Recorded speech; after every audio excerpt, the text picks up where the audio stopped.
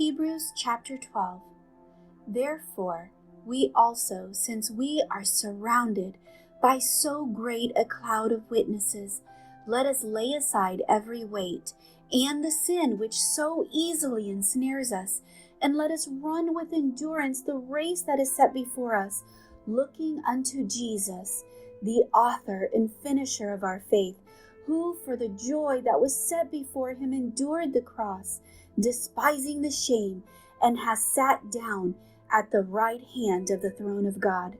For consider him who endured such hostility from sinners against himself, lest you become weary and discouraged in your souls. You have not yet resisted to bloodshed, striving against sin, and you have forgotten the exhortation which speaks to you as to sons. My son, do not despise the chastening of the Lord, nor be discouraged when you are rebuked by him. For whom the Lord loves, he chastens and scourges every son whom he receives. If you endure chastening, God deals with you as with sons. For what son is there whom a father does not chasten? But if you are without chastening, of which all have become partakers, then you are illegitimate and not sons. Therefore, we have had human fathers who corrected us, and we paid them respect. Shall we not much more readily be in subjection to the Father of spirits and live? For they indeed for a few days chastened us as seemed best to them, but he for our profit, that we may be partakers of his holiness. Now no chastening seems to be joyful for the present, but painful. Nevertheless, afterward it yields the peaceable fruit of righteousness to those who have been trained by it. Therefore, strengthen the hands which hangs down, and the feeble knees, and make straight paths for your feet, so that what is lame may not be dislocated, but rather healed.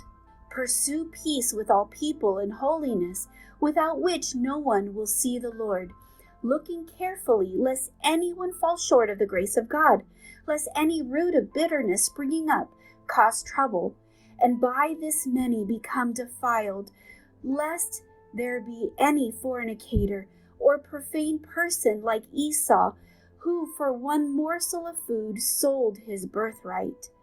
For you know that afterward, when he wanted to inherit the blessing, he was rejected, for he found no place for repentance, though he sought it diligently with tears.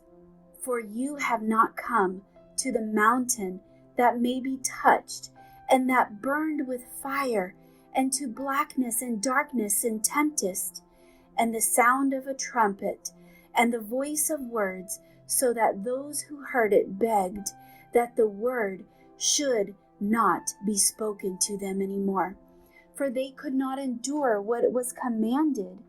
And if so much a beast touches the mountain, it shall be stoned or shot with an arrow. And so terrifying was the sight that Moses said, I am exceedingly afraid and trembling.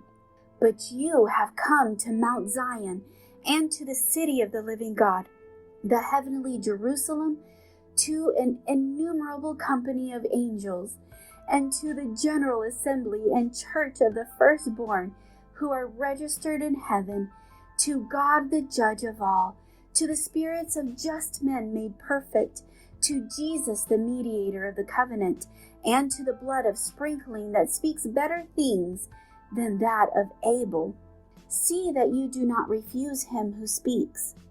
For if they did not escape who refused him who spoke on the earth, much more shall we not escape if we turn away from him who speaks from heaven, whose voice then shook the earth. But now he has promised, saying, Yet once more, indicates the removal of those things that are being shaken, as of things that are made, that the things which cannot be shaken may remain. Therefore, Since we are receiving a kingdom which cannot be shaken, let us have grace by which we may serve God acceptably with reverence and godly fear. For our God is a consuming fire.